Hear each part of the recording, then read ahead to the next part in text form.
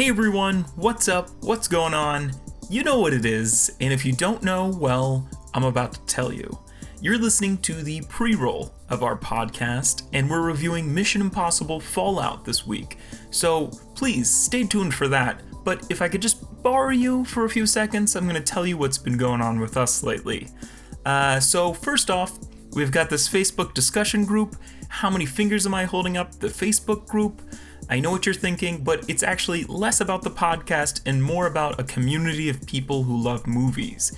You know, we make posts, but you can also make posts, and a lot of the time, we'll also, take what you're saying on the Facebook group and discuss it on the podcast.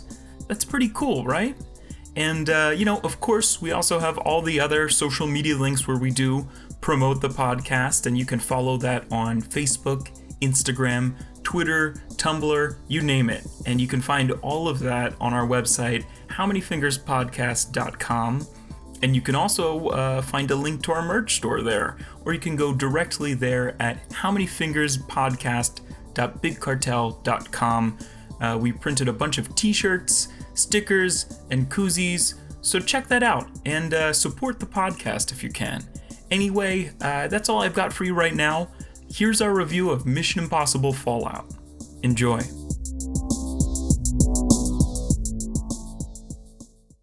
Hi, my name is Joe. And I'm Mike. And you're listening to How Many Fingers Am I Holding Up? The podcast. And this week we'll be reviewing Mission: Impossible - Fallout. Joe, you don't have to read all the punctuation. Okay, then why is there so much of it?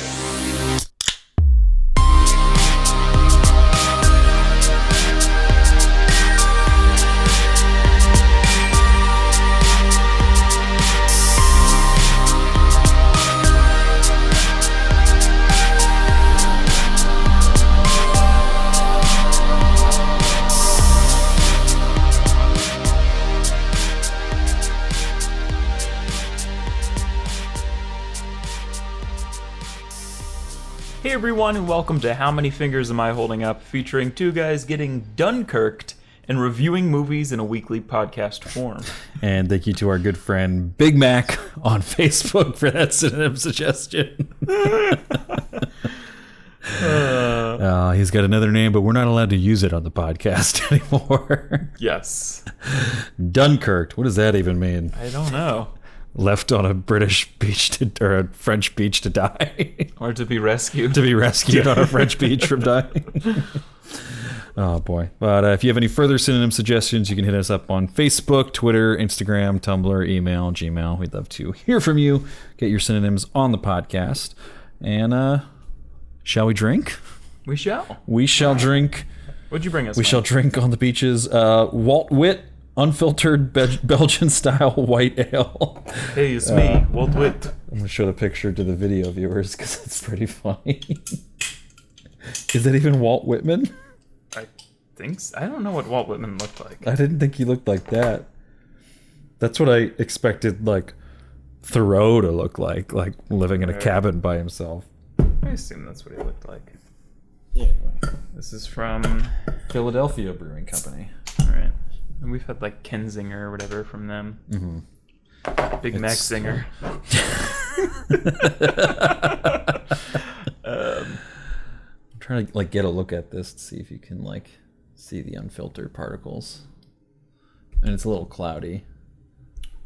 It's a strange. Well, I mean, it's the unfiltered Belgian style white ale. That's exactly what it tastes like.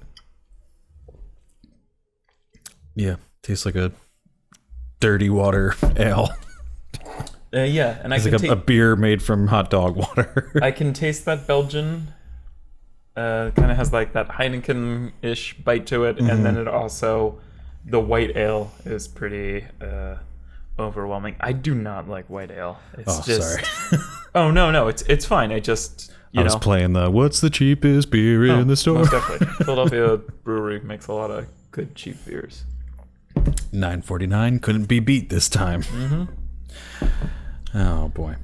But Joe, do you want to read the IMDb description for Mission: Impossible - Fallout?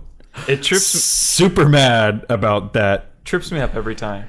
Well, because like on our podcast, like we title everything with like movie title dash episode, and we use the dash because colons are used in movie titles so often that like it would just get confusing to have 2 colons. But now this one has a colon and then a dash, so like when we post the episode, it's going to be like Mission Impossible dash Fallout dash episode 145. It's going to be messy. It's going to be clunky. You fucked it up, Fallout. It's a bizarre looking title. Yeah, I didn't know that I honestly didn't know that they stylized it like that. Have they always stylized it with a colon? Yeah, because it's Mission Impossible. That's true. That's what the mission is. It's impossible. But it could just be Mission Impossible. They should have just switched it to Right, that yeah. when they started doing the sequels. Yeah. Right. Okay. So the IMDb description is Ethan Hunt and his IMF team, along with some familiar allies, race against time after a mission gone wrong. That's the vaguest description ever. Yeah, I can't think of a better description, though. This Ethan film- Hunt and some other people Yes. do things in a time period. Oh, boy. So this is the 6th Mission Impossible film in the series. It follows the original in 1996, which was directed by Brian De Palma. That's wild that and this series has been going on. I'm going to try and go through all these because I had to do it myself to be like, 6? Really? So like there's the original, 1996, directed by Brian De Even that Palma. span of time, though. Yeah. It's like wild. Mission Impossible 2 in 2000. That's the one that had long hair Tom Cruise Right. on a motorcycle. That's the one that had the Limp Bizkit theme song, where Limp Bizkit covered the Mission Impossible. Yeah, that whole soundtrack is gold. I'm sure, yeah. It's like just fucking. Probably like Hoobastank and Godsmack. Yeah, I'm gonna look it up real quick while you read these. And that was the one that was directed by John Woo and had all the doves and stuff. And then you got Mission Impossible 3 in 2006. That one was directed by J.J. Abrams, and that was the one that had Philip Seymour Hoffman in it. That's how I kind of differentiate that one. Then you have Mission Impossible Ghost Protocol in 2011, which was directed by our friend Brad Bird of Iron Giant and Incredibles. And then you have Mission Impossible Rogue Nation in 2015, which was written and directed by Christopher McQuarrie, who wrote and directed this one. Did you find that soundtrack? Oh yeah, it's got Metallica, Rob Zombie, Butthole Surfers, Foo Fighters, Godsmack, Godsmack, I called it. Uncle Cracker, many more, and even a song by Hans Zimmer. Just somewhere in the middle of that. Yeah. So what a soundtrack. Yeah. What a soundtrack. I meant to look up who did the score for this. Music by Lorne Balfe. Because there's parts of this movie where the score really sounds like the score to the Halo trilogy. And I was like, did Martin O'Donnell do this? But it's not. It's Lorne Balfe, who's done iBoy, 13 Hours, The Secret Soldiers of Benghazi, Home, Penguins of Madagascar, Assassin's Creed, Crisis 2, Skylanders, Call of Duty. He has a studio at Hans Zimmer's company, Remote Control Productions, and has collaborated with him on multiple projects. He sometimes composes under the pseudonym Oswin McIntosh. What a strange man. Anyway, Christopher McQuarrie has previously wrote and directed The Way of the Gun, Jack Reacher, the one I just mentioned, Mission Impossible Rogue Nation, and then this. So that would be his... Oh, well, he's got some in... He just wrote, didn't direct, Public Access, The Usual Suspects, Valkyrie, The Tourist, Jack the Giant Slayer, Edge of Tomorrow, and The Mummy. So he's actually a frequent collaborator with Tom Cruise. So you got The Mummy, Edge of Tomorrow, Valkyrie, the other Mission Impossible, and Jack Reacher. From what I've heard, he is Tom Cruise's guy. Like... Even if somebody else writes a script, they bring it back to this guy if Tom Cruise is working on it. And he punches it out because he knows Tom Cruise and, like, what Tom Cruise likes to do. And, like, I mean, like, also Tom Cruise is like, hey, listen, I've got, like, a top caliber writer that I like to go to, you know, kind of. And it's like, I think that's part of his contract is that it goes across the desk. of Christopher McQuarrie. I wonder if he is involved in Scientology at all. I'm gonna go click on his name right now to find out because let's see. Personal early life from Princeton. I'm just gonna do a Control F for Scientology. Nope, nothing about Scientology in his Wikipedia. It says that there's a forum that says, so is Tom's new or old BFF a Scientologist? Whoa. Christopher McQuarrie's wife, Heather, is Katie Holmes' business partner in her fashion lines, Home and Yang. I don't know. It looks like it goes down some weird paths that we don't have time for on this podcast. There's so many message boards that... Who is Christopher McQuarrie? Oh, God. He had a Reddit AMA and someone just straight up said, are you into Scientology? Hold on. I'm going to Control F this. What did he say? Yeah, I would be really interested to know. Because I feel like that's such a big part of Tom Cruise's life. Didn't answer. Just never responded. Oh. Well, not going to touch that one. We'll have to find that out when he comes to guest on our next podcast. When we get kidnapped by the cult, otherwise known as Scientology. Just some production notes. In August of 2017, Cruise injured his right leg on the London set during filming. That's during that shot where he's like jumping across the building. And he is supposed to barely make the jump, but he sort of like put his leg out to support his like fall or break his fall, and he just kind of like snapped it. And then I think he like tries to he kept going, like he pulled himself up and ran, and you can see that in the shots in the movie. Yeah, like I think they definitely shot the scene of him pulling himself up, I think, because there's like a B shot of him like out the window, but then there's him like, and you can clearly see he's like limping on like something broken, and then they kind of like they smartly cut it where they must have shot it like, you know, weeks later, and like had him start at a limp and then sort of like break eventually back into like a full run. Right. So that was pretty well done. But following the accident, the studio announced it would halt the production for at least 9 weeks in order for Cruise's broken ankle and other injuries to heal. So I guess he hurt himself in other ways as well. I'm sure he did. But they released a statement saying that they would be keeping the July 2018 release date for the film, and then filming resumed in early October 2017, with Tom Cruise spotted on set 7 weeks after his initial injury and 2 weeks earlier than initially planned. So he's a superhuman with his healing powers.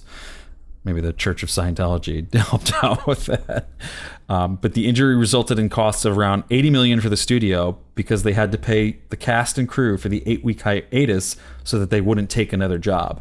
However, the injury and subsequent costs were offset by insurance and did not end up counting against the film's final budget. And then just something that we've talked about before in the Justice League episode is that reshoots for Henry Cavill's Justice League coincided with the schedule for Fallout, for which he had grown a mustache, which he was contracted to keep while filming. So Justice League's VFX team was forced to use special effects to digitally remove it in post-production. He made the right move. Yeah. Not shaving. Also, as you'll see, I'm rocking my own Henry Cavill Mission Impossible mustache here. I had to didn't have to, but I felt like shaving my beard, and I was like, we're reviewing Mission Impossible. Let me keep the mustache. It looks good, though. I said that before. It really works with I'm going to try it ironically for a while and see if it sticks. Definitely. It I don't know. I really like it a lot. Thanks, Joe. Yeah, sure. But yeah, so I was talking with my girlfriend Rowan about that, where I was she was asking about that, and I was like, I feel like it was like maybe he didn't have to. He probably could have broken his contract for this, but when you're faced with Mission Impossible, this pretty successful franchise, and DC, which just can't get out of its own way, ship, yeah. And he's seeing how bad the DC Justice League is turning out, and all the negative reviews that came out for Batman v Superman, and he's probably hey. Even if I could shave the mustache, I'm not going to. At that point, it's kind of wait, so because Tom Cruise broke his ankle, is that why production let it, or was it just reshoots with? Oh no, because Justice League was shot reshoots first. For Justice League's yes. They were done, quote unquote, with Justice League, and then they looked at it and they're like, oh, we can't put this out. We got to fix Justice League. At that so point, then they do reshoots, and yeah, again, like I don't blame Henry Cavill for being like, I did this whole filming process with you. I'm on to the next movie, and you guys can't figure out what the fuck you want to do with Justice League. Like, and now I'm contracted to keep the mustache. I'm going to keep the mustache. Like, I'm not shaving it for your stupid movie that you guys can't figure out in the DC universe. Right. What's it called? There was some sort of, I was kind of like, even like they didn't need the mustache for this movie. Like, it's not integral to his character at all. He could have very easily been like, we could probably get rid of the mustache, guys, right? Like, I'm Superman.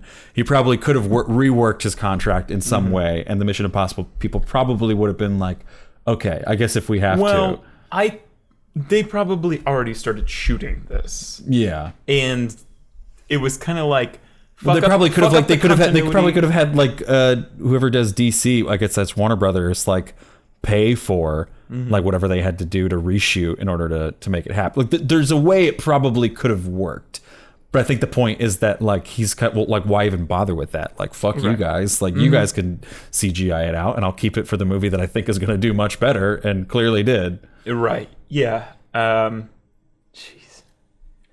It's one of my favorite like film facts. It's so hilarious. Yeah, it's so goofy, and it's so goofy that they start out the movie with like his like weird quivering jelly lip in that like in that like iPhone footage or whatever. It's such like a goofy beginning to such a bad movie. I gotta go back and watch like the director's cut of Justice League at some point. I think it's on HBO Go now. Like the Justice director's League. cut. I don't know if it's the director's cut, but yeah. I forget what I was gonna say. Oh, there was still some sort of weird continuity, and I wasn't looking for it in the movie, but I don't think I saw it or whatever. Connor McFadden on our Facebook discussion group, he brought up something that I thought was just funny. Actually, I think I talked about it on our Avengers episode. Avengers Infinity War. Jeez, I'm having the worst time remembering the title of that movie today. Avengers, Captain America, Civil War, Infinity War. I've just been fucking it up all day. But I said something during that episode, I'm pretty sure, just because I remember like me and Dan Martin kind of sharing something about it, where it's kind of like, you know what's like really weird about like the Mission Impossible trailer? I was like, it gets me pumped up, but I was like, why does like Henry Cavill have like that kind of like when he reloads his fist in the trailer? It gets me fucking amped. I have to rewatch the trailer because it catches me off guard every time. I can't tell, like, is it supposed to be part of the music? Like, is it just a music or just a rhythmic like audio cue to be like, dun dun, here's the next music cue, like, and we're off, and or is there just music going? Because I feel like it is a break where he's definitely there's a break in music and he's like, and then something hits on the next thing. I don't think it's that obvious. Like, it's definitely standout weird. Yeah. When I'm talking about it in that episode, I listened back. At that point in my observation of it, I was like, I think he's hitting the wall behind him, where he goes, and then like brings his fist up to show, like, to do like some like real dick flexing kind of like stuff. But yeah, upon further, and I'll even go further into this. I mean, this was a note I was going to bring up later, but as long as we're talking about the trailer, I might just sound like the fucking biggest idiot when I say this. And it's so funny because I wrote this again in the How Many Fingers podcast Facebook group. Join it now. I said, like, man, I go on about this trailer. I say, this is one of my favorite trailers. I think this is my favorite trailer of the summer, or of the year so far. It gets me amped every time. I've seen it I mean, we go to the movie theater every single week to release an episode every single week, and this has been out since like the Super Bowl. And there's not a movie that plays where we don't see this or whatever. I love this trailer. Gets me hype every time. I haven't even seen a second version of this trailer. They just keep doing the same one. I've seen a few different versions. Oh, okay. There is I don't know. It's fucking beautifully cut. However, I think there's a testament to how well it's cut. Is that, and maybe it's like the narrative of the trailer. I think it's cut so well that, and tell me if I'm stupid, I thought Tom Cruise and Henry Cavill are fighting in the bathroom. They're fighting each other.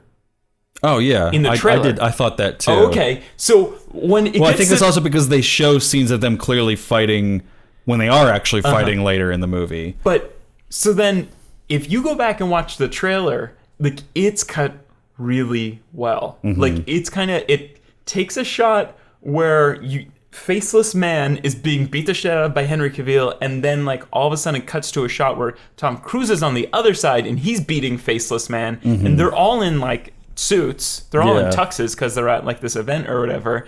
And it's wild. It's crazy that when you get to the actual film, it's the two of them ganging up on a different party, you know? Like it's wild. I don't know. It's like, a great trailer because it's got like stuff, the man. That's a good fucking cut trailer. It's got like the Mission Impossible like dun dun dun dun dun dun dun dun, and then they mash it with that one song, the "Can't Fight the Friction." But it's like it's almost a callback to like the fucking Limp Bizkit kind of, because it's like that song reminds me of something else, like the "Can't Fight the" I don't know. It's like almost like a ripoff, like Imagine Dragons or like is that who I'm thinking of? It's something. It's a ripoff of something, and I don't know, but it works so well. I don't know. Honestly, whoever cut that trailer, bravo. Trailer of the year for sure, yeah. It's great.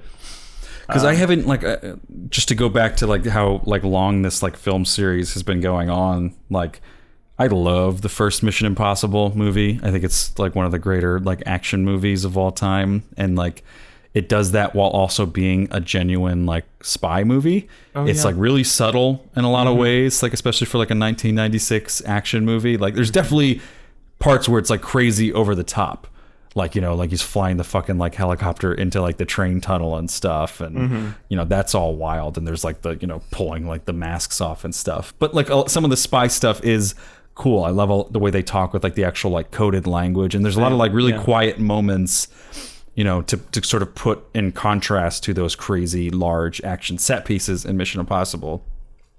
And then I think I've seen the second one, and I remember that being pretty bad and just very 2000. Is that the one with the motorcycles where they like the motorcycles? There's definitely a big desert dog scene fighting with the motor. They're doing like playing chicken with the motorcycles. They might be, essentially, yeah, right? probably. Yeah. And then I remember the third one actually being pretty good with Philip Seymour Hoffman and J.J. Abrams directing. I still think the second one's good in its own right. Kind of. But I mean, it's a product of the times. It's 2000. Like no one. The Matrix was like the only cool thing that came out around that time. And Tom Cruise was just fucking cool, man. With the long hair and in the trailer, he like throws the sunglasses and they like explode. Disintegrate. Because I think they were like trying to be like, ooh, it's the next step up. Because like in the first one, like he gets the message on like a tape recorder that he like plays on the train, and he's looking at like actual physical files, I think, and then it like the message self-destructs by just like smoking. And then like Mission Impossible 2 is supposed to be like, oh, he's like watching it through like virtual reality glasses, and then he tosses them off and they self-destruct. Oh, man. He's in like a black tank top with his like long hair that like, looks like someone who like pumps gas at a gas station. Dude, he looks fucking incredible. I mean, we went over this in The Mummy. I was telling somebody the other day where it was kind of like, I don't think we have movie stars we said that during The Mummy, like, I don't think we have movie stars anymore. There's just too much. You can't, like, it's like the age of information where you can't sort through everything, where Tom Cruise was like this movie star. Oh, yeah. And now we still see him, and he's still got this fucking, he's got something. He's got that star quality for sure. He jumps off the fucking screen. And again, what's it called? When he's fucking running in that one scene that you were just talking about, where he like breaks his ankle, he's fucking flying, man. Like there's like so many, like, I'm so used to all these like superhero movies where it looks like somebody's running, but it's actually they're kind of doing like a light jog because like technically, you know, with a camera, like I don't know. They must have rigged something where it's just kind of like, all right, Tom Cruise, fucking sprint on a fucking like rooftop, and he looks incredible, and he's fucking like Roger Moore's age when Roger Moore was in like Octopussy. Yeah. And Roger Moore looks like shit in that movie, you know? Like, and he's playing James Bond. He's like,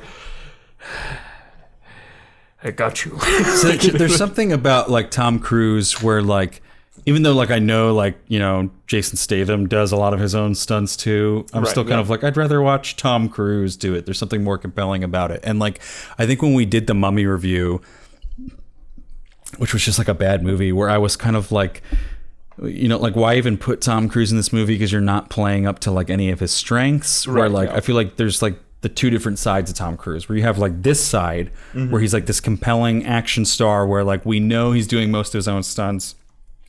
It's definitely helped a little bit by the fact that like we know he fucking broke his leg for one of these stunts, so like it's, you know, it's dangerous and it's cool in that way. And like the stunts that he's doing, they feel more real because he's actually doing them. Like, you know, like there's just scenes like where like him like skydiving, like they actually shot that. They did like over 100 jumps where they would like jump pretty much every day because they were also trying to film it like at like dusk or sunset or whatever. So they only had like a, you know, they could basically do a jump a day. So for like 100 days, they were just filming that scene, like doing a jump every day. Like that just, that comes through and it's like kind of energetic. And like, I feel like there's that. Jumping with a fucking like IMAX camera too. Yeah. It's like wild. Yeah. There's that. And that definitely brings you to the movies for Tom Cruise. And then Tom Cruise also has this like manic sort of energy, and I feel like they don't really utilize that in this. It's at least good that they utilize the action side, but a lot of other Tom Cruise movies don't utilize like what made Tom Cruise a star, which was like, you know, Risky Business and Top Gun and like, or even like the first Mission Impossible. Like he has this kind of like zany energy where like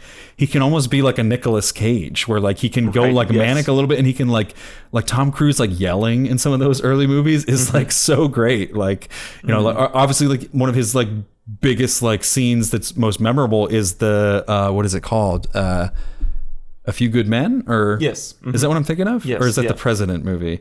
No. The one with him and Jack Nicholson, where he's like screaming at Jack Nicholson, and then Jack Nicholson, you can't handle the truth. Right. Like, that's like peak like Tom Cruise to me, and I feel like a lot of movies now like don't play up to that, or they don't play up to his like sort of comedic side that he has as well. Like I recently watched a couple, like a year or two ago, The Color of Money, which is like a Martin Scorsese movie. It's like the sequel to The Hustler with like Paul Newman.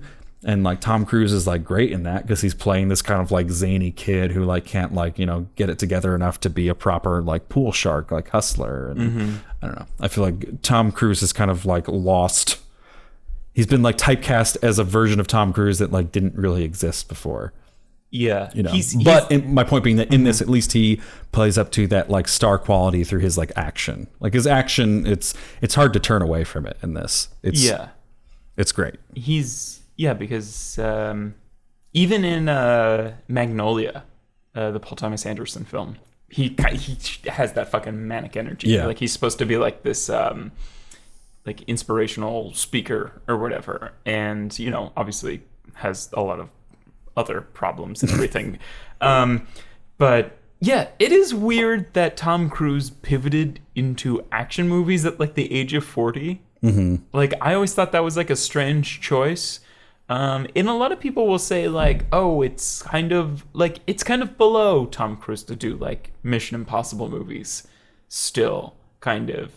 To which I don't know if I totally agree. Like I feel like this is the one thing he's still doing that's still working. Yeah, I would still love to see other, like I wish he didn't do The Mummy and he did like something that was like a little more like something of substance. Because these movies aren't so much of substance really, but they're a different kind of substance. I know, it's like when, god damn it, like I keep just thinking of that scene where he's fucking running and I'm just like, it looks like is it crazy to compare like Tom Cruise to like you know, like Gene Kelly or like Buster Keaton, kind of like in their prime with like I think physicality is such like this big part of like the performance that makes Tom Cruise, I don't know, it's almost like, god damn it, like I don't think this is talked about enough, you know, like in film in general.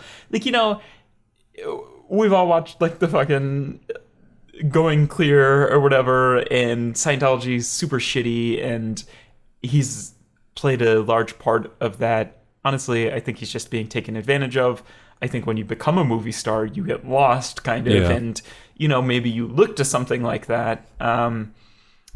But yeah, no, I don't know. I think we'll look back on Tom Cruise and be like, whoa, holy shit, like this was wild. Even just like now, like just trying to think of like the big movies he's been in. Like you've got again like Color of Money, Top Gun, Risky Business, and then you even go into Magnolia, Eyes Wide Shut. Yes. Like there's just like all these like iconic movies that he was a part of, not to mention Mission Impossible, and then he had a couple of, hits later in his career, like Edge of Tomorrow was received pretty well. What was the one with Collateral with Jamie Foxx, yes. where he took the sort of villainous turn, did pretty well. I was reading, the studio's really been pumping this. Apparently Tom Cruise, that entire helicopter scene at the end, like the climax, like that was all him just flying by himself. He piloted He fucking clocked over 2,000 hours of like helicopter, like commercially licensed helicopter, like whatever, and became like an actual commercially licensed helicopter pilot. And then it goes to doing just fucking crazy shit like that, where like so many of those shots look so dangerous. See, like that's wild. The type of thing where I can be like you always be like, oh, like, maybe people are doing action movies, these dumb, mindless action movies because they're fun.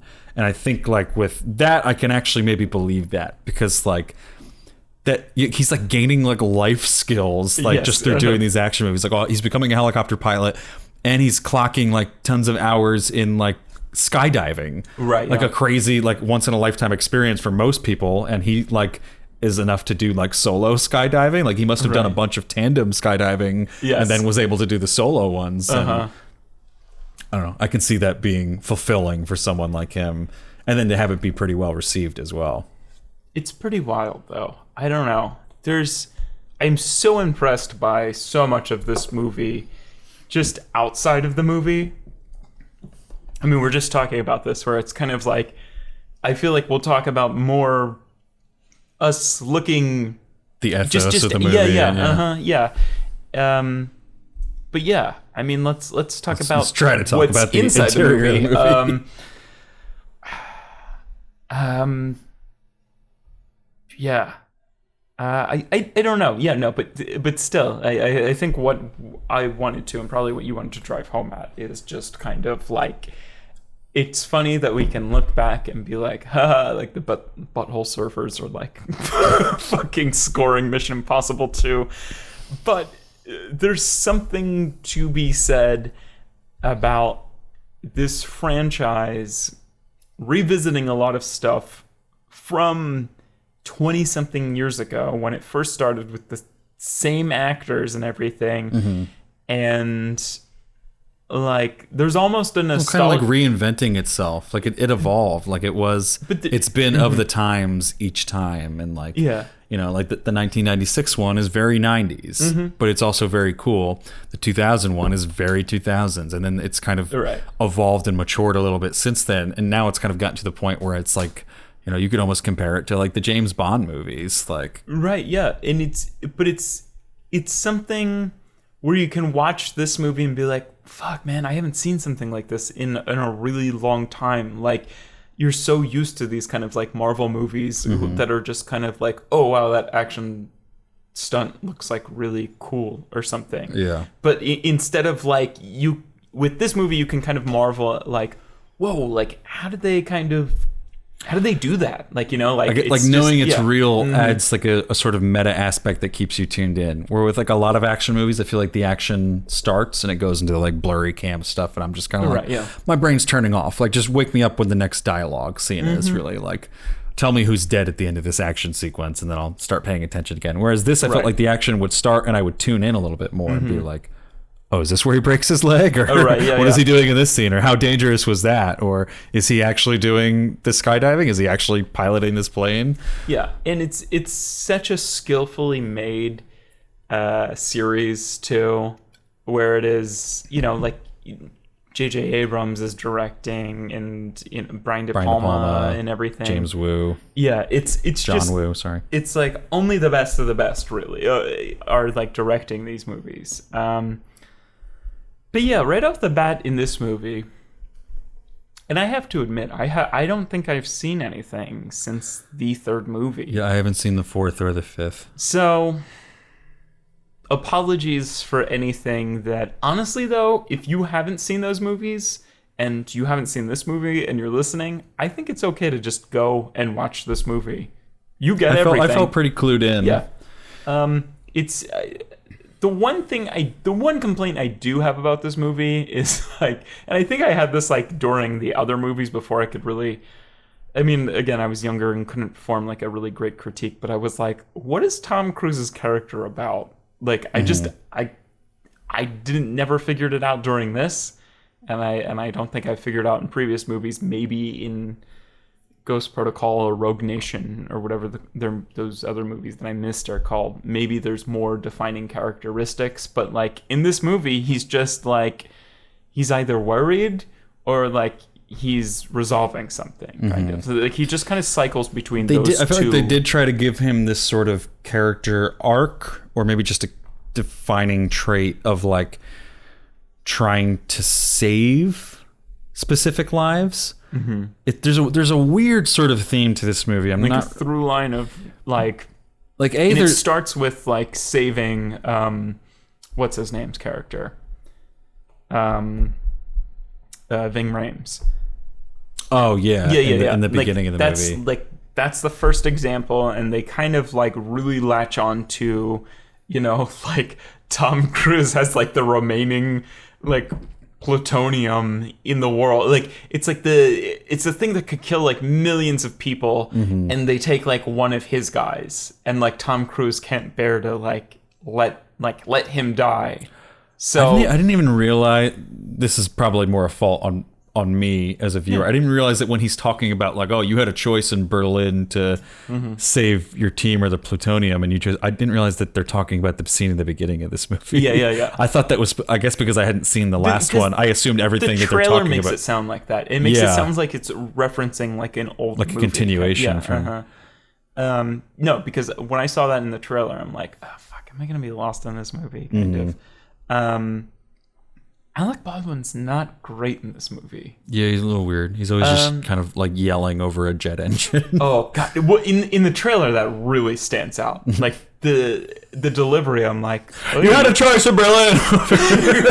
Yes, exactly. I'm right here. And then, I mean, spoiler alert. Yeah, we're deep into it. I mean, we've just been talking for so long. His death scene is like so underwhelming. Oh yeah. And it's just kind of like one person dies in this movie, and so this sort of ties into what the point I was like sort of trying to get at, where like is this sort of theme throughout the movie of like saving as many people as possible, in terms of like Tom Cruise, like, you know, he wants to save what's his face, Ving Rhames, over the plutonium, right. But then there's also like the scene later on where he has like the dream sequence of like, excuse me, like this is me like going through the plan that we have for tomorrow, but I'm going to have to eventually kill a cop in the end, and I'm not going to have the guts to do that. So he comes up with this whole other plan for that sequence of like, oh, like if we do it this way, less cops will probably have to die. We won't have to like murder everyone that's like there. Right. But then there's also the theme of like, Alec Baldwin being like, you know, like in Berlin, like you made a choice between like your team and the plutonium, and you chose your team. And he's like, some people would see that as like a weakness. I see it as like a strength. And they don't really explain why. Like the only thing he sort of offers is like, I know that it means you'll have my back when the time comes. But then they don't really have like a scene. Like I felt like his death should have had something to do with that. Like in terms of like, you know, he tried to save him, or maybe Alec like tells him like, don't save me, like go save the greater good or whatever. And it's something that I have a hard time understanding, because like it is, because like it does objectively make you a bad spy to do that. And like I don't know, like I think it also kind of goes against what like, and maybe it's intentional, like I think like in Mission Impossible, the first one, like the thing is kind of like the girl that he thinks he cares about the most is the one who sort of like turns on him and is like working with the what's his face, Angelina Jolie's dad, John Voight's character in that movie. And there is this sort of like lack of trust thing going on, and that's kind of appealing in a spy movie to me. Like, you know, Right, you're yeah. picked to be a spy because you have, you know, no one that you can really like connect to on the outside world, and you've got no like baggage or whatever. And I think when you're also comparing it to like a James Bond movie, where especially like the newer iteration of James Bond, where like, Right. you know, like Casino Royale ends with him being like, the bitch is is dead. dead, yeah. Like it is that kind of like, he's a spy because he's willing to do the things that no one else is like willing to do. And Right. like, it kind of makes me like view this character as a little bit weaker when I think they're trying to, I think it might be an effort to go towards that like globalization of like good versus evil, where like, I think what I like about Casino Royale is that there is that sort of gray area around Bond of like, you know, he's not a nice guy. He's the spy that we need him to be to save things, and it's a little messy, and there is this weird like gray area. And I feel like in like a James Bond movie, he probably would have had no problems like shooting that cop who was about to like get them. Oh, right. You Yeah. know, and like in this one, like he has to like have this whole thing of like, oh, like, you know, I gotta save her or whatever, and get the cops to come here and paramedics to rescue her. And it just kind of muddies it up, even though they're trying to make it more clear. Like they're trying to make it more black and white. There's the good people, here's the evil people, so that the global audience can understand it better. Yeah, I never know what to... Yeah, I didn't know how to classify him during this movie. It was kind of like sometimes he, like, you know, like on that chart when you're making like... Or Kevin showed it to us when we were making like a D&D character where he's kind of like he's kind of like this lawful good, or like, but he's also kind of like this chaotic good, like chaotic in the sense of kind of like, you know, like He's like morally lawful good, maybe, Yes. but like chaotic. like Yeah, I don't even know if that makes sense. right, yeah, it's just kind of like, whoa, you're choosing like you're somebody on your team over like three you know, bombs that are going to go Yeah. off. It's just, yeah. It's also like, it's a similar complaint that I brought up with like Skyscraper, where like the good people have to be like uber good, and the bad people have to be like so obviously bad. So like even like the twist, again, I don't think, spoilers if you haven't seen Mission Impossible. If you haven't, you should go see it. It's pretty fun. That will be sort of our overarching theme when we're done sort of sussing out all these small details. But like Henry Cavill's character is obviously going to, like, A, it's sort of spoiled in the trailer, but B, just like from the get-go, like he's presented as sort of like the good bad guy, or the bad good guy, you know, like he's from the CIA and he's the hammer when they, you know, the IMF likes to do things more, likes to do things more delicately. So then like when he does finally like turn, like he's sort of like a little more obviously evil, and it's not a huge twist. And then like even like a character like Angela Bassett playing like the CIA director, like even her playing like the bad good cop type thing, where like she's like sort of like the agency that's working against the IMF, and, you know, isn't smart enough to see what the IMF is like doing correctly. Like when she like goes against them, like she like says it like she's revealing some like villain like master plan, like, oh well, I can't trust anyone there, so I'm bringing you all in, and we'll sort everything out here in like Washington. And she like says it with like a sneer almost, and it's like they need to like have that tone for the global audience to know that like, oh, this is like a bad character sort of talking, and or at least she's against them at this time. And I just wish there would have been more like just the bureaucracy of it, without like, this is good and this is bad. Right. You know, sometimes it's just more of like a matter of fact type Right. thing. Like, Politics are a little more messy yeah, than just good and evil. that would have been more interesting to me. Yeah. Like they even like with like Walker's character, the Henry Cavill character, like the, you know, just with his body language, they clearly set up that he's like, you know, anti Tom Cruise and anti Ethan Hunt or whatever. And, you know, they obviously set up that the CIA is at odds with IMF. But then he just like, they make his character like act like a fucking idiot. Oh, in like, the beginning? like when they're on the plane and he's like, oh, you might want to do either like oxygen. And he's like, yeah, whatever, get out of my fucking way. I know. I and that character very quickly changes. It just, it seems like almost like it seems like it's from like an earlier draft of the script, something where it's borderline kind of like physical humor, like kind of where it's kind of like, oh man, like I gotta take care of this bumbling idiot who, you know, like, I don't know, it was weird. Not that Henry Cavill is bringing a more subtle performance there, but he is not like immediately this demanding, imposing physical presence, you know? Like if it had been like Dwayne The Rock Johnson playing that character or something, that might make a little more sense. Like, oh, he's the bruiser. Like it's not about thinking things out and like finding the whatever. It's just fucking destroy whatever we need to. And like that was the whole thing with him, was that like when they found all the other cohorts of Solomon Lane, they had just gone and immediately annihilated all of them without thinking of like what are the repercussions of these assassinations. Right. And it's and it is. It's almost just more clearly explained in like the trailer, kind of like the way it's, again, genius. Whoever cut this trailer is a genius, kind of, and it almost does a better job than the movie, kind of.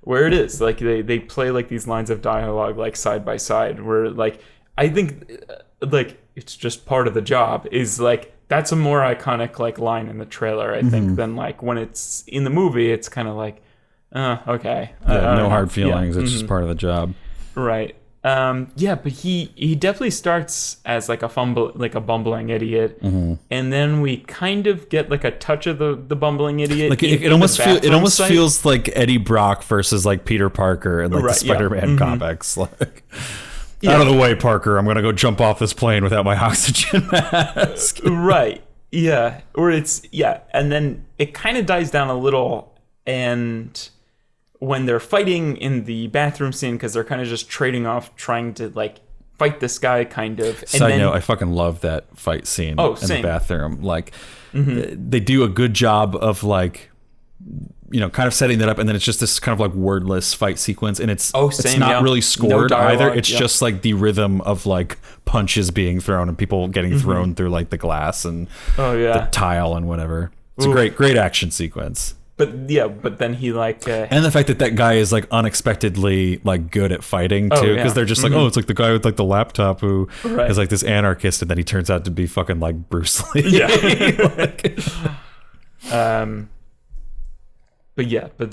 think like they kind of follow up with that. Like the last like bumbling thing he does is Henry Cavill just like smashes his head with like the laptop or something.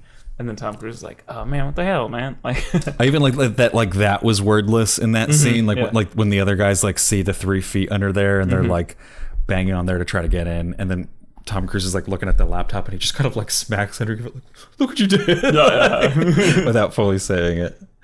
So then, like, some of the things I don't like about this movie are that, like, even though like there are some things that aren't a continuation from the previous one, like I thought they were, like the whole like, oh, when you were in Berlin, blah blah blah plot.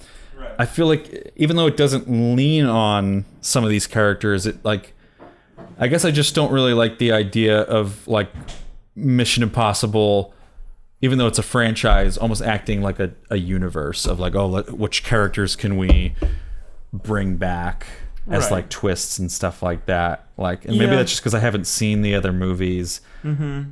But I just feel like a Mission Impossible movie, like the villains don't need to be recognizable faces, you know, like it doesn't need to be this personal connection. Like it's just this crazy mission that he should be on. I do like the I don't again, this is going to be a weird or this is going to be probably uninformed just because I haven't watched this. But is it just me, or does like the main villain kind of Solomon Lane?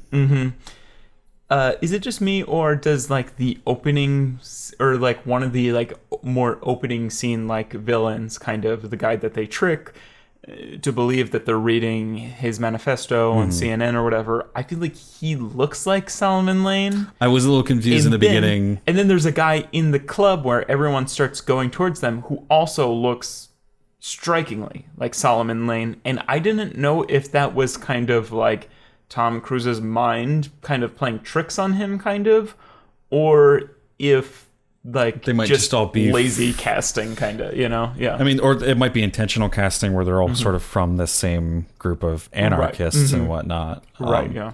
I did like that sequence. It was cheesy, but it was like good Mission Impossible cheesy, where they faked the whole like like Fallout thing. Although I was a little disappointed because I was like, oh, that'd be kind of cool if they did actually nuke those 3, and it was like Fallout because it was actual Fallout. Right? Yeah. like Mission Impossible in like the apocalypse would be kind of cool. Any other movie, I think I'd be like, oh, that mask thing is like a little cheap. But like the way that it is the Mission Impossible gag. Yes. It would have been. I felt like they could have maybe. Like I wish they would try to convince us more that it's doable rather than like tricking us into it. Like, you know, like maybe like actually get someone who's a good like Wolf Blitzer impressionist. Right. To do like a fake voice of him and make like a mask, you know, like it's just like sometimes when they have these people in the masks, they're a little too animated because it's obviously just Wolf Blitzer acting there. Whereas I feel like in like the first one, when people would wear the masks, like even if they weren't the real masks when they filmed it, like the actor would be playing it out like someone wearing a mask, and they would just be kind of like sitting there like, okay, I can't really move my mouth too much because this is a prosthetic mask that's on my face. Right. Yeah. Also, it's also weird how they don't ever show, like, I'm assuming they're just 3D printing these masks, but like where is that printer? Like they show the scanner thing, but then they'll just kind of like pull a mask out of nowhere. Right. Like, it's done. Yeah. Ding. 30 seconds later. I gotta say, this movie's too long, and I gotta say some of the too long. I think the back-to-back. We have, okay, so instead of shooting the police, we push this truck into wherever, and then we push the truck into the river, and then all of a sudden Tom Cruise has got to get the fuck out of there. And then there's a chase scene where he's driving this truck kind of, and the police are chasing him everywhere. And then they both get onto bikes. Like him and Henry Cavill get onto bikes, and then they're running around on bikes, and then Tom Cruise jumps into a boat, and then they meet at the like rendezvous point, kind of, and then they all get into a car, and then somebody's shooting at the car, and then oh my god, now there's a car. It was too many chase scenes. There's too many set pieces in this, and like they're all pretty good and pretty cool. But I just feel like, I mean, like you made 6 at this point. Like, save some for Mission Impossible 7, and make this like an hour and a half, 2 hour movie rather than like 2 hours and 45 minutes or however long it was. 147 minutes. So that's 2 hours 27 minutes, 2.5 hours. It's just like, yeah, when you have that many like chase scenes back to back, they're all incredibly impressive in their own merit, kind of. But this is a real nitpicky. It's just like back to back to back to back. But when he's on like the bicycle and he is basically like, change your plans. I need to pick up, like, meet me at the rendezvous point or whatever he says. And then like he's on the bicycle and he's going straight, and a car comes and hits the bike, and he goes flying straight. And then lands, and then he just kind of like gets up and looks around, and then goes to his left, and then just jumps into like a thing down, and basically he jumps down into the boat that Simon Pegg and Ving Rhames are on. Why wasn't he driving like he's driving straight, like as if he's just going to keep going straight, and he only changes direction because he gets hit by a car. Okay. Like, why wasn't he just driving? If that was the agreed upon rendezvous point and he knew that, why wasn't he driving towards that? Like, I mean, it was like they wanted to get this cool like shot of like, you know, him driving straight, the car comes and he just keeps flying straight. Yeah, I don't know. I mean, my best guess, I thought the same thing, and I was just kind of like, oh, it was intentional. Like his character trying to kind of throw off the police, I guess. By getting hit by a car? I maybe... just going straight intentionally. Well, yeah, no, I even think like maybe the car thing is intentional, you know? Like if he just kind of stopped his bike and then ran a different way, I think the police would be less... I don't know. Again, it's kind of a diversion to the audience. It's mostly a diversion of the audience, especially when he pulls out the knife and you're kind of like, you're not gonna fucking stab the fucking police. Yeah, that scene was way too long. I think even some set pieces at the end are a little too long for my taste, even though when he's on the bike, that's fucking thrilling. I don't know. It just has to be the way that they film that. That's kind of like a thing where they do actually make you fear for like you. They make you like feel in the moment of like, oh, he's driving into oncoming traffic, Yes, and he could just get obliterated at any moment. And then I mean, like, that was super thrilling. And then again, like some of the last action set pieces are truly incredible. Never seen anything like them. Maybe some of the most. It had some of the, maybe the most like thrilling conclusion kind of to an action movie of all time.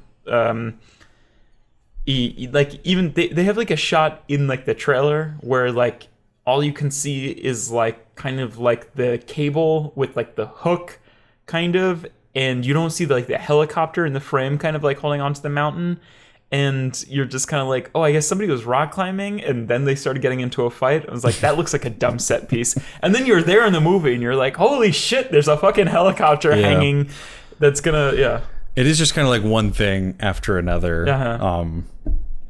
And I guess that's like a good thing from one angle or a bad thing from the other angle, depending on how you're looking at it. It's a little too long. Like I definitely, Most even like definitely. sitting, I saw this in the Dolby theater. Have you ever seen? Yes. It's awesome. It's so good. I actually kind of almost like it better than IMAX, just because it's like it's the it's comfortable supposed to be seats. better, yeah. The sound is better because it's like these like huge speakers around you, and it literally does like the whole like 360 thing, and you can feel it like this, I don't know if it's in just because I was sitting all the way in the back, but like your seat vibrates with the deep bass in the movie. I don't know if that's built into the seats or if I was just close enough to the rear speakers in the theater. I don't know, but I think Dolby is supposed to be like higher quality than IMAX. I'm pretty sure. It's pretty cool. I'm definitely gonna like try to see more movies there. I had a whole thing with Movie Pass we haven't really talked about in the podcast. Yeah, we It's even like had like a live episode to discuss going that, down the shitter. Basically, like I went to see Skyscraper with Movie Pass, and I'm like, they enacted the peak price thing now, where when they first said, they're like, oh, like, you know, when you go see movies on weekends, you might have to pay like $2 or $3 extra as a peak charge for movies that I are definitely happening. read the same thing. I had the same price point, and I had $2 or $3. And they said the whole thing. They were basically trying to make it out like, you know, like if you don't want to pay the peak price, like just see movies during the week, like essentially. So I was like, okay, that still kind of stinks, but whatever. So I go to see a movie on a Thursday night, and it's a peak charge. So like I guess they're counting Thursday as the weekend now. Movies open on Thursdays, I guess. I don't Maybe, know. Yeah. but the peak charge is $5.25, and it's every movie. That's wild, It's not just the movies that are opening on that Thursday night. It's every movie on a Thursday night. At least in the theater I was looking at, it was $5.25. So I'm like, all right, I'm pissed that we have to pay that much extra to see fucking Skyscraper. And then I try to check in on the MoviePass app, and it won't let me check in. It says that there's an error. I thought it was a technical thing at the time, and then we find out the next day that's because they literally fucking ran out of money at MoviePass. They couldn't pay the bills for people who were trying to see movies at that time, and it was offline for an entire day until like 4 p.m. Friday. Essentially, I was able to see Mamma Mia with it on Friday, with a peak charge of, well, a $5.25 to see Mamma Mia and on Friday. And then Mission Impossible just straight up isn't on MoviePass. MoviePass can't pay to see Mission Impossible. Yeah. So I don't know if that's something with the studio where I they're don't know like what that theaters is, yeah. can't process, you know, payments from MoviePass for Mission Impossible. Which is just, I don't know, a weird thing. But anyway, so I had to go to AMC and I couldn't use MoviePass. So I was like, all right, I guess I'll see it in a premium format if I'm going to pay for it, because it looks like a pretty cool movie. And I had AMC points, so I saw it for like $11 at the Dolby Theater, which is like a $17 ticket. See, okay, what I was going to ask is, because I had a weird revelation, because I knew that MoviePass wasn't taking Mission Impossible, yada, yada, yada, what you just said. But then 6 minutes till HQ, by the way. I'll totally pause this episode to play HQ. All right. But listeners are like, fuck you. Well, I mean, it'll be a 0 second break for them. But so I go to Regal, and I'm like I was talking about this in our group chat that we have, where we should have some sort of like Patreon where we have like something where we just talk about our movie problems. I don't know if anyone like in a Discord, like I don't know if anybody would Talking movie problems. Yeah.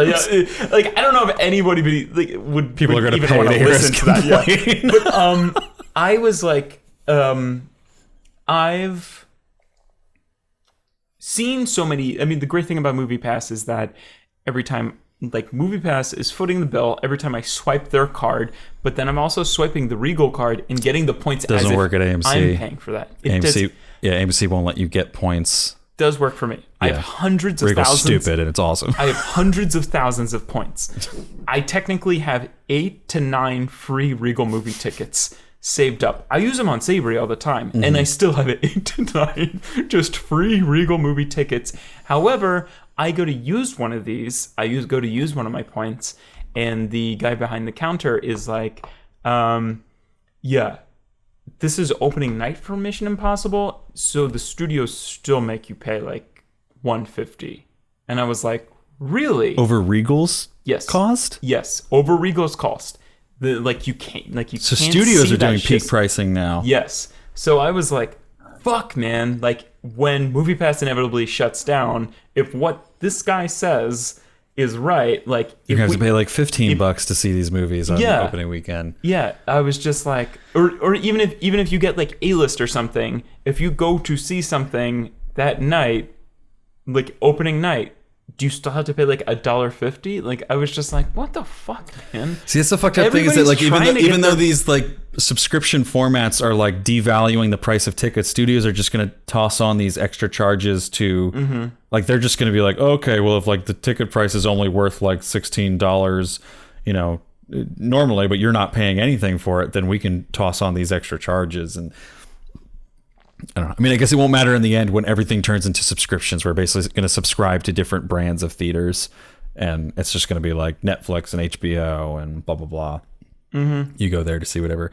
The one thing that really pissed me off about the MoviePass thing, sorry for this extended MoviePass tangent in the middle of your Mission Impossible episode, but they like released a statement after the whole thing, which was like huge. Like companies don't just like stop working for like a day like that. Yeah.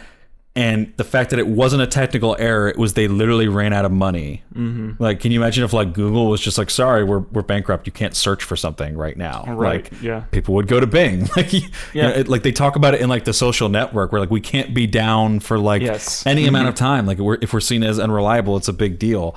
And that's what that sort of did with MoviePass. And it was worse that it was like they were essentially bankrupt. And yeah, they got some other investors, you know, the next day. But like that's just bad. Whatever. So in their statement about it, they didn't admit that it was due to money. They called it like a technical glitch or whatever, and they said it's all sorted out now. We've got it all figured out now. Like, and they made it sound like it was some like coding thing they had to figure out when like it was like, who can loan us $5 million just to get us through the next like month or whatever, right? If that. And then they had this like, I sent it to our like squad chat. They had this like fucking smug paragraph in the middle of that statement that was like talking about like, well, while we're talking to you guys, essentially like peak pricing is enacted now, and we're going to essentially enact later on like premiums. You guys will be able to see premium, and we'll do movie reservations for like all theaters and blah, blah, blah, stuff like that. And then they're like, you may have noticed that some movies aren't available through MoviePass. Which is they're referencing Mission Impossible. Right. It's the first one, yeah. And they are essentially just kind of like, sorry, like, you know, we can't get all movies for you. And then they go into this like sort of smug, nonsensical explanation where they're like, you can't see Game of Thrones on Netflix, and you know, you can't see like Schitt's Creek on like, you know, HBO or whatever, and like that'll just never happen. Like, you know, some things just aren't available with some subscription services and blah blah blah. Like, you know, sorry, we can't do anything about it. You just have to deal with it. But it's like Netflix doesn't make me pay $5.25 to see a movie like during, you know, peak hours, because it's the same cost to Netflix no matter when I watch a movie, essentially.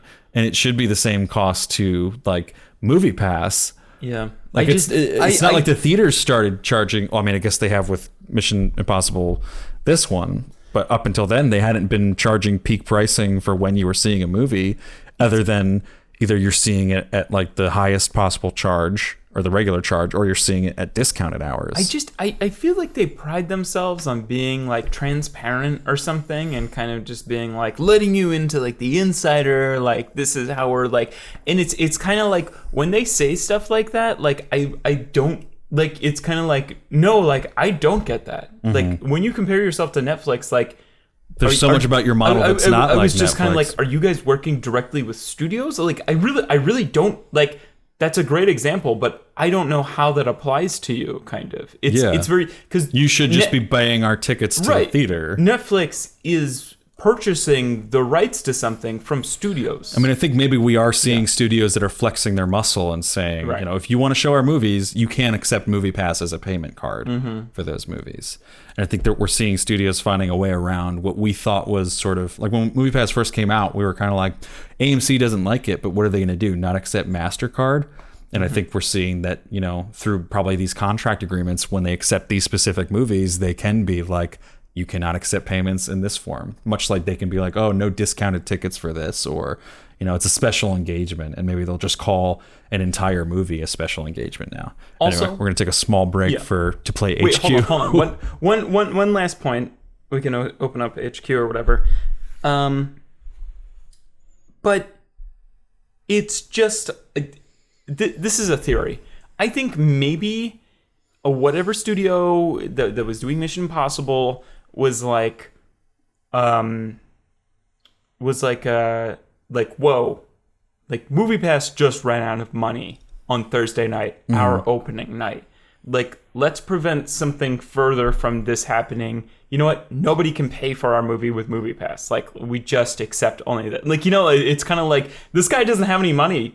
Like, I think it was. I think they probably saw the news because it's not like it's news that MoviePass is not making money, right? Like the stock has been falling for a long time now, and it's not really news that MoviePass just has to keep finding new investors to get their runway extended. Right, yeah. So I think they probably knew. I think MoviePass running out on Thursday was probably after, because I think you were looking at Mission Impossible tickets and couldn't get them prior to MoviePass running out on Thursday. Anyway, we're going to take a quick HQ break. We'll be right back in 3, 2, 1. And we're back. Spoiler alert, we lost HQ. Did not win HQ trivia. It was totally worth pausing the podcast for. Yes. All right, so sorry for that tangent about MoviePass. Just finished talking about MoviePass. Let's pick up right back into Mission the movie. Impossible. I feel like I was trying to make some sort of point about them bringing back these like old characters from other movies, and it just not being totally effective for me. And I think like the scene that like really drives it home is like when like they try to insert this weird quiet moment, and I feel like it's them trying to explain why Michelle Monaghan's character is back in this movie, or who she is when she does show up, for people who hadn't seen the last movie. Even though they had the scene, like the dream sequence in the beginning that sort of like, I hadn't seen the last movie, and I was just kind of like, oh, okay, I guess Michelle Monaghan was someone that like he had to sort of abandon or got killed or something at some point. Like they had so many dream sequences with her that it was fine. But I didn't need this. But they insert this weird scene with Ving Rhames and Rebecca Ferguson as the like Ilsa character, where he's like, Ilsa, you need to sit down. And he's like, as long as I've known Ethan, like he's only truly cared about like 2 women in his life, one of whom was his wife. And then he never like said, I guess it's assumed that the second one is Ilsa, I guess, a little poorly established. Yeah. But it's just like this weirdly inserted scene. It's just like this exposition monologue that's like, it goes for fucking 5 or 6 minutes, and it's so bad. It's like the worst part of the movie. It is, yeah. And I don't like, it's like Ving Rhames like crying, and it's like this, it's unnecessarily emotional. And like, I don't know why Rebecca Ferguson is crying.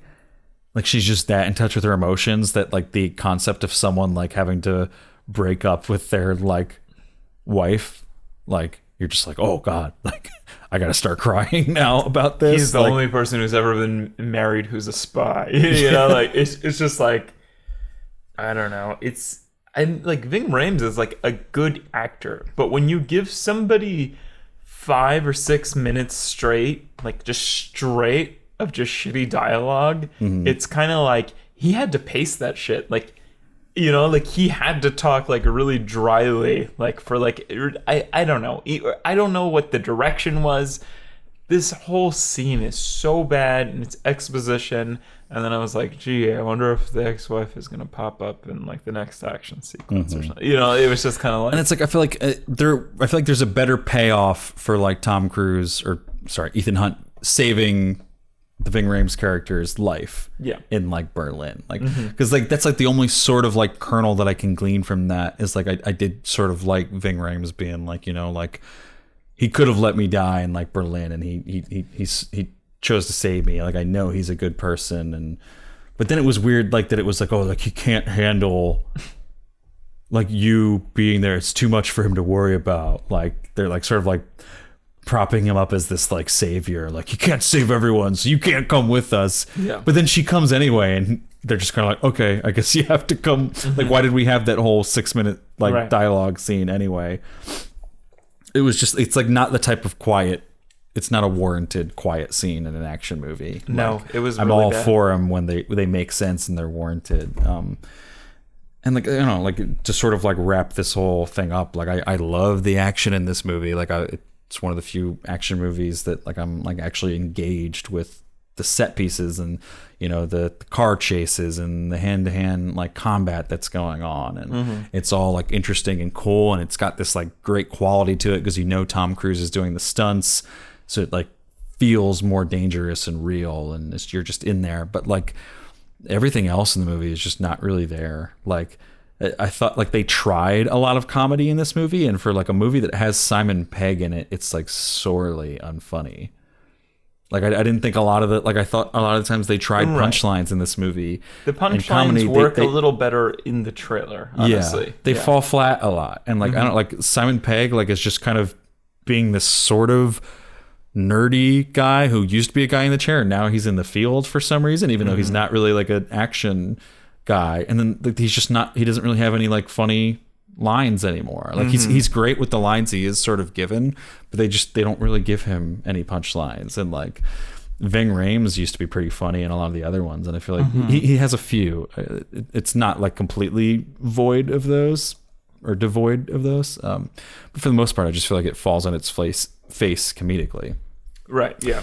And it definitely like in stark contrast to how well like the action works. Like that's what like it's keeping this movie from being like a genuinely great movie, in my opinion. Like I think it's pretty good. It's really enjoyable. I would recommend people go see it, like especially in premium formats. I think it's pretty exciting. Right. Yeah. And just technically very well made. But like I don't know, I didn't really care about any of the characters, and I didn't find myself laughing or enjoying anything but the action. And I don't know, we talked about this in the Skyscraper movie, but I feel like a good blockbuster popcorn action movie has to have a good blend of both. It's got to have a little bit of romance, maybe, but more importantly, I think like comedy and entertainment outside of just like people throwing cool punches.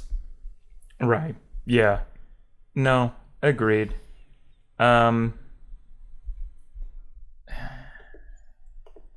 Yeah, I don't know. It's also like there's my only other complaint with this movie is kind of like, again, maybe, you know, I haven't seen the last two movies. Maybe that's what you can throw at me, kind of, you know, when I say this. But it's kind of like, I don't really know what the contract is with these movies. Like, what am I signing up for?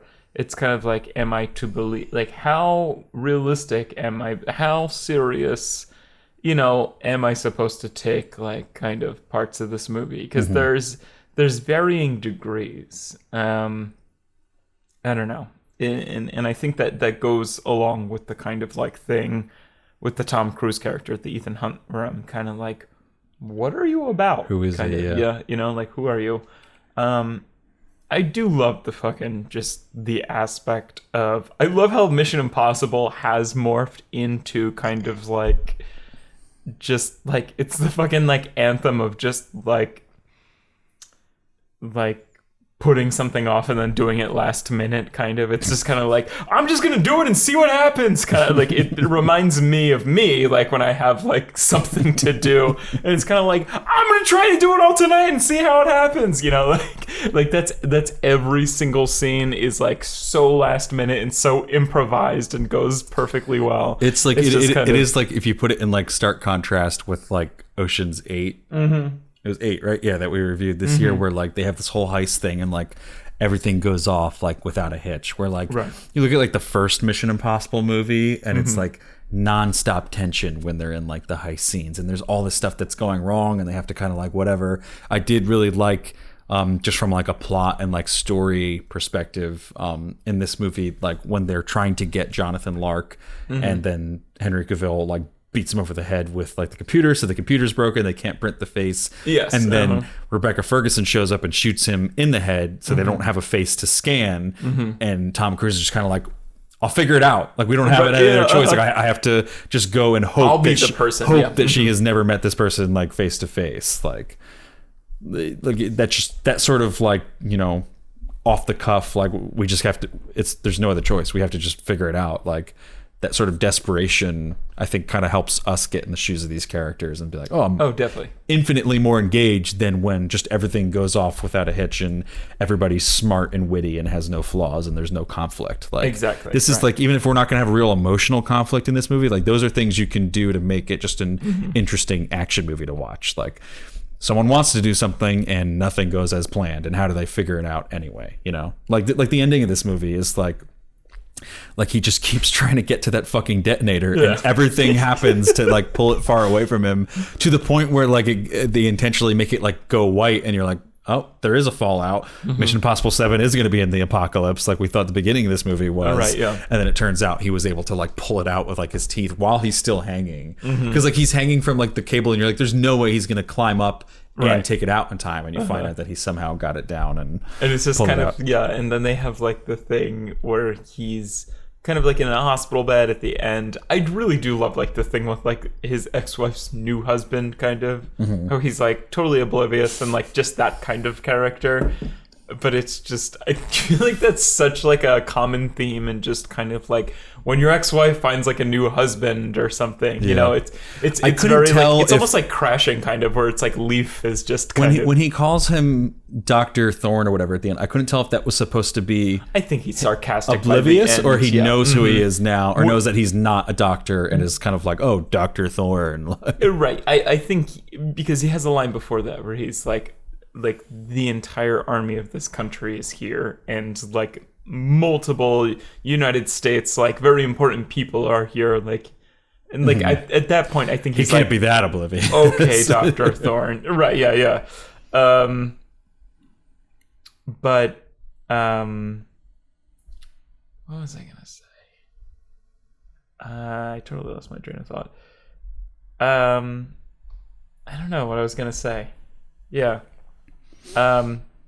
No, but when you were talking about before, I don't know, just a brand new thought.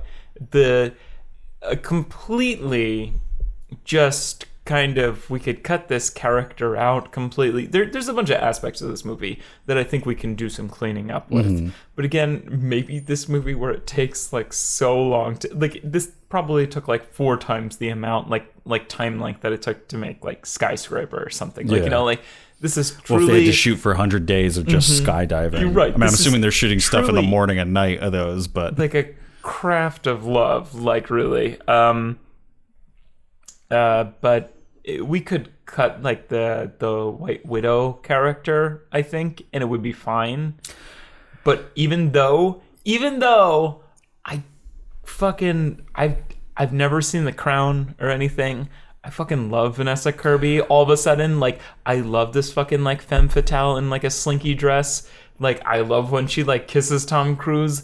Like, that's weird and unsettling. Yeah. And she's super, I don't know. She's just, like, very... She's captivating. Strangely, yeah. I thought it was... I was so in love with her when I saw her. It was good in the sense that it kind of... It brought it into that, like, James Bond realm of, like... like spies, like, it's not like the first Mission Impossible is like, them wearing like actual like spy gear and like rappelling and stuff and doing whatever. But James Bond is like, he's doing all that in a fucking suit and he looks good while he's doing it. And this was kind of getting into that territory of like, he's charming her. like right? that is literally part of James Bond's like thing, is that he's able to like seduce women to get like the knowledge that he needs. And like, that's kind of sort of what's going on in here. And it kind of brought it closer into that James Bond, adjacent type universe, and it kind of worked. The one thing I don't like is that when she's like giving her speech to like all the like donators or whatever, and I don't like the fact that they're trying to make Mission Impossible into this like universe rather than just a series of sequels, when she has to be like, oh, like I forget if she says my mother, but she references Max, who is the like arms dealer or technology dealer from the first movie. Where like they're like surprised to find out that Max is a woman, like in that movie. I forget who the actress is. She's the one who is, she's like the teacher in Red Sparrow. Oh, okay. Right. I'm pretty sure that's her in the first Mission Impossible. Right. Yeah. Like I just didn't need that sort of like name dropping, like especially if that character's not going to show up. And like, I don't need Mission Impossible to be this like interconnected network of like, oh, I recognize that actor. Oh, I recognize that character. I recognize that name. Easter eggs, kind of. Yeah, like it's like fan servicey for like a fandom that doesn't really exist. Like people like the Mission Impossible movies, but I don't think anyone's like, oh, I'm like a fan of the Mission Impossible. You know what I'm saying? Like, right. It's like borrowing too much from like the Marvel and DC and whatnot. And I don't know, like especially it makes less sense in like a spy movie, because like the whole thing is about like espionage and like playing it low key, and like like people shouldn't really know each other if you're a good spy. So like I hate when like I don't like the villain making it personal in this, like Solomon Lane being like, oh, Mr. Hunt, like did you ever consider not taking like the mission that you choose to accept or whatever. Like I don't like that whole him turning it into a revenge mission as well either. Like like it should just be like, if you're a good spy, nobody knows who you are, and you just happen to be the one who's on this impossible mission. I didn't like that opinion. Henry Cavill is like, he turns out to be the he's so sorely suited to be part of like the anarchist group. Like he is. I can't buy that, especially when he's like trying to deliver those lines, and he's like, the system needs to be dismantled. Especially when he's like, all right, man, just go reload your fists again. Right. He's the dummy who like can't even like put on his oxygen tank, right? Or is so oblivious to like all this stuff, and he's kind of like the blubbering dummy, it's a good twist. All they needed was like, a couple lines, because like I think what we're supposed to get is when he's talking about like the reasons why Ethan Hunt could have turned, where he's like, how many times has his government turned on him, and how many awful things has he seen our government do, and what has he been put through, how long before he snaps, like. They just needed like one it doesn't villain make sense, like monologue from him to be like, and fucking this happened to me here and blah blah blah, and this is why I snapped. And like, that doesn't make sense, because he's portrayed as like what is he a part of? The CIA? CIA golden boy. He's the CIA's golden boy. Yeah, exactly. So it doesn't totally. He just shouldn't have been the one to. It was like there's too many things happening with this character. And I thought it was more interesting. Like I really like that line that you were talking about that has more weight in the trailer. I like it in the movie before the twist happens, when like we think that before we know that he is working for the anarchists, when we think that he's just working behind their back with the CIA to bring everyone in. And they're like, Ethan, if you don't let us do this, and if you turn on us, then he's going to hunt you down, and he's got the license to kill you. And that's when he delivers the line of like, it's nothing personal. It's just part of the job. That's way more compelling to me than him. Oh, most definitely, yeah. Being this guy who's like, we got to nuke the entire world. Like, that's like the stuff that I want from like a spy movie, is like the bureaucracy of like, the CIA fucking with the IMF, and like, there's all these like territorial disputes, and one person, one department thinks they can do it better, and the other wants to do it a different way. They think they can do it better, and and like that would be more interesting, them fighting over the best way to like save the world, rather than like, oh, and half of them were working for the fucking like anarchists or whatever. And there's too many. I don't know. There's too many I love. There's a lot of twists in this Yes, too. I love some of the reversals, but there's too many reversals in this movie. It started to remind me of like Atomic Blonde and where I was It like, I is. lost track of where we It's started. like, I'm a double, triple, quadruple agent, kind of, and it's kind of like, okay, sure, whatever. Anyway, I think we should get in some ratings for this one. Yeah, sure. And I think all the movies are kind of like that, but this one really piles it on. Yeah, I mean, most spy movies are twist, twist, twist.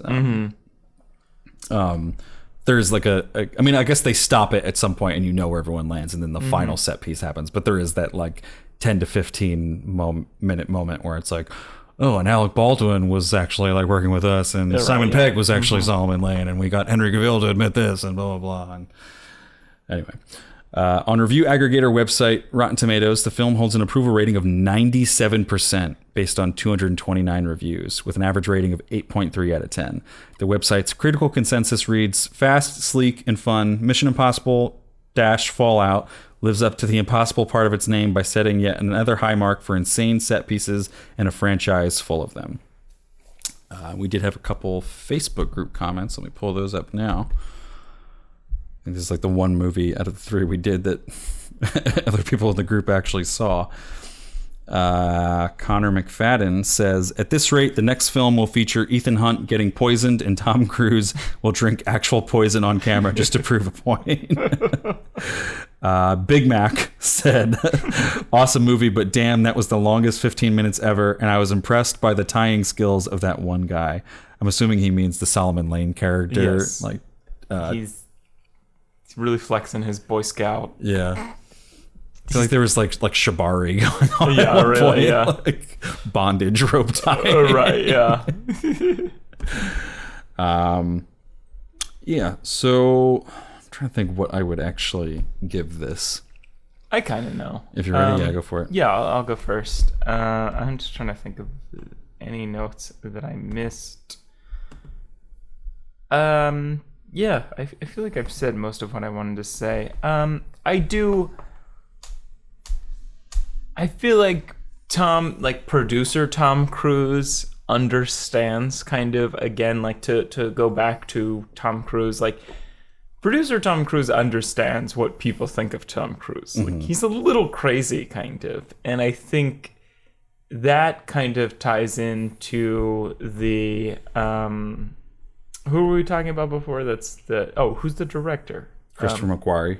Yeah, and that kind of ties into him and everything, and you kind of, from what I understand, I think Jeremy Renner kind of plays this character in the Mission Impossibles I didn't see, and then Simon Pegg kind of plays this character now, and it's kind of the character of like, you're gonna do what? Like kind of like it kind of leans into like, Tom Cruise be crazy, like I find it best not to watch. yeah.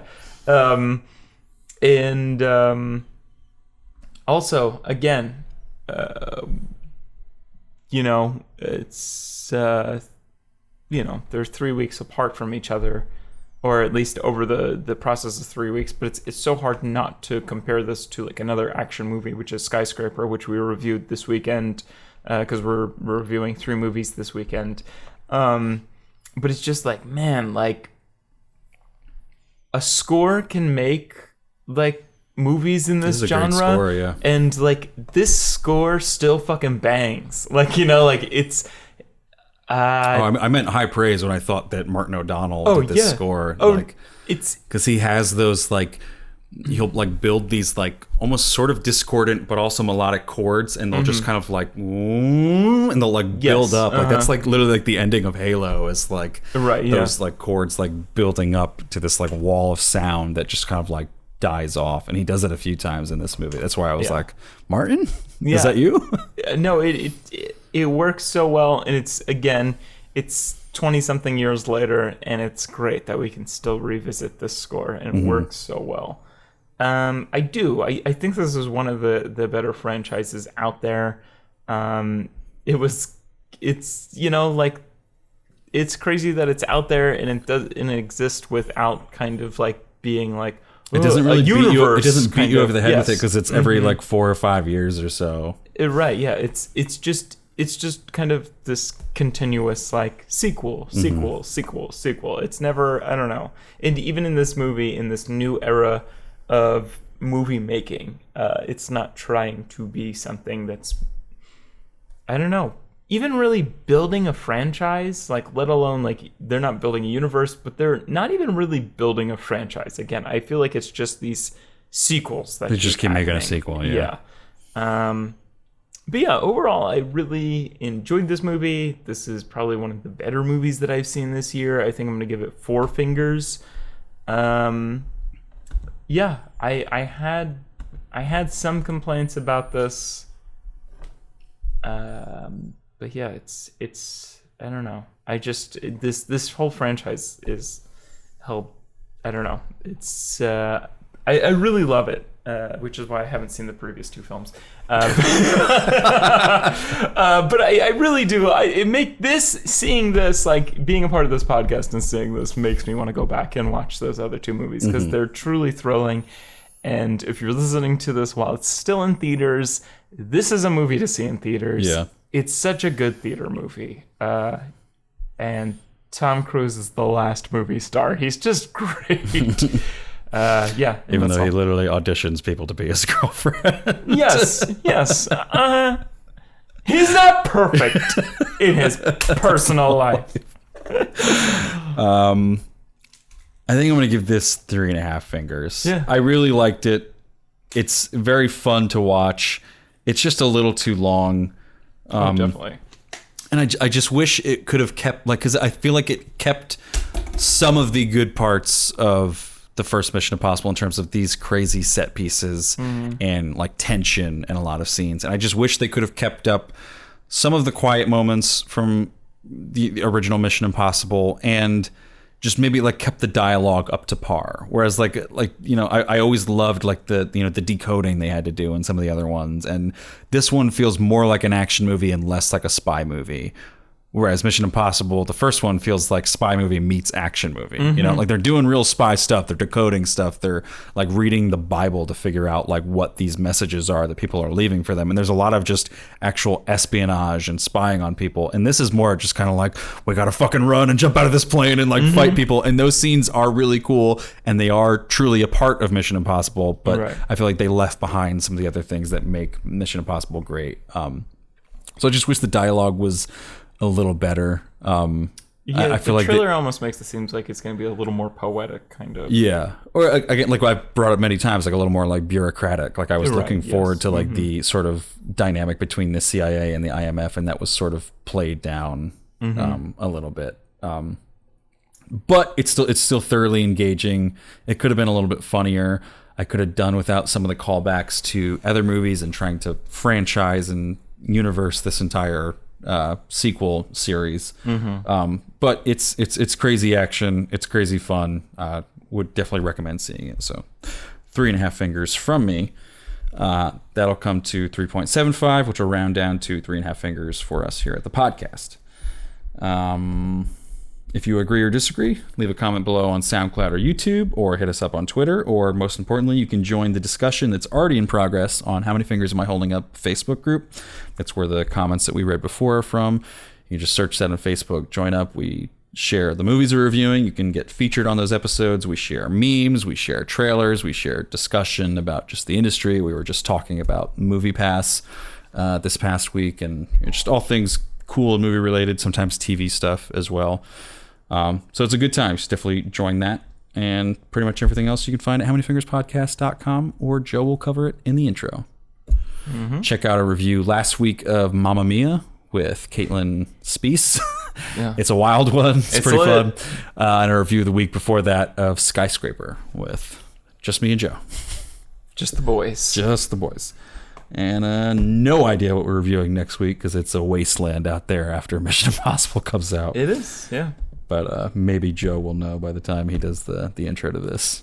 Ooh, you know, I don't know what this is going to be like in the future, but the Meg. I feel is that like coming out? That's the last like summer movie. I don't know if that's coming out. That has been marketed pretty well, and I have seen positive responses to the marketing. I'm not interested, but if we have to say it, I guess I'll go see it. Yeah, I would love to see how it does in the box office. Yeah. But yeah. All right. Well, we'll see you guys next week. Later. Bye.